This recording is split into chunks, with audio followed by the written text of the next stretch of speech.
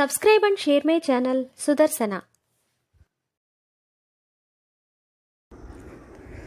ఓం శ్రీకృష్ణ పరబ్రహ్మణే నమః. శ్రీ గురుభ్యో నమః. శ్రీమద్ భగవద్గీత 18వ అధ్యాయము మోక్ష సన్యాస యోగము 33వ శ్లోకము.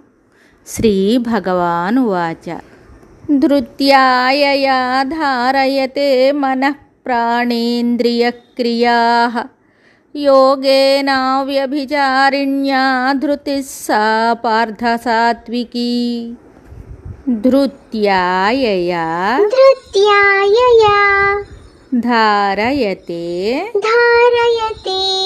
మనః ప్రాణేంద్రియక్రియాః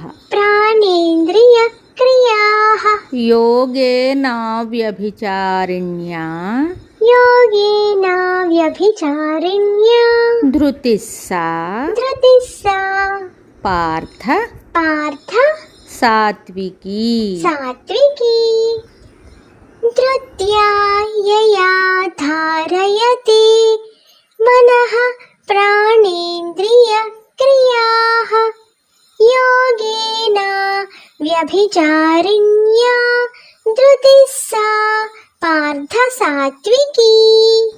ఈ శ్లోకమునకు భావము భగవానుడు చెప్తున్నాడు. ఓ అర్జున, చెలింపని ఏ ధైర్యముతో కూడిన వాడై మనస్సు యొక్కయు ప్రాణము యొక్కయు ఇంద్రియముల యొక్కయు క్రియలను యోగ సాధన చేత నిలబెట్టుచున్నాడో అట్టి ధైర్యము సాత్వికమైనది.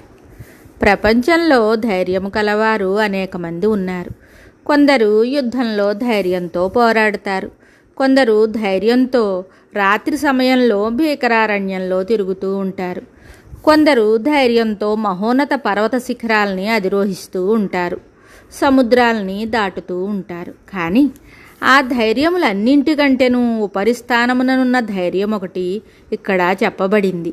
అది ఏ సాత్విక ధైర్యము. అనగా ఏ ధైర్యముచే మనుజుడు తన మనస్సును ఇంద్రియములను విషయభోగముల నుండి నిరోధించును, దృశ్య వ్యామోహము నుండి నివృత్తుడగును, అది ఏ గొప్ప ధైర్యమని భగవానుడిక్కడ సెలవిచ్చారు. కాబట్టి తక్కిన ధైర్యములు కలిగి ఉన్నను జన్మ సాఫల్య కారణమగు ఈ పారమార్థిక ధైర్యమును కూడా మనుజుడు తప్పక కలిగి ఉండవలెను.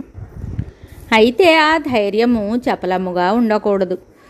ఈరోజు ఉండి రేపు అదృశ్యం కాకూడదు. కనుకనే అవ్యభిచారిణ్య నిశ్చలమైన అని చెప్పబడింది.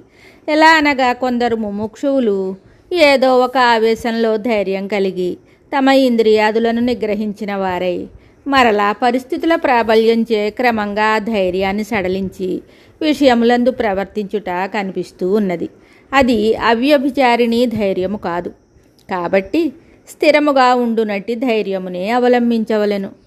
మరి ఒక శ్లోకముతో మళ్ళీ కలుద్దాం. శుభం. Subscribe and share my channel Sudarsana.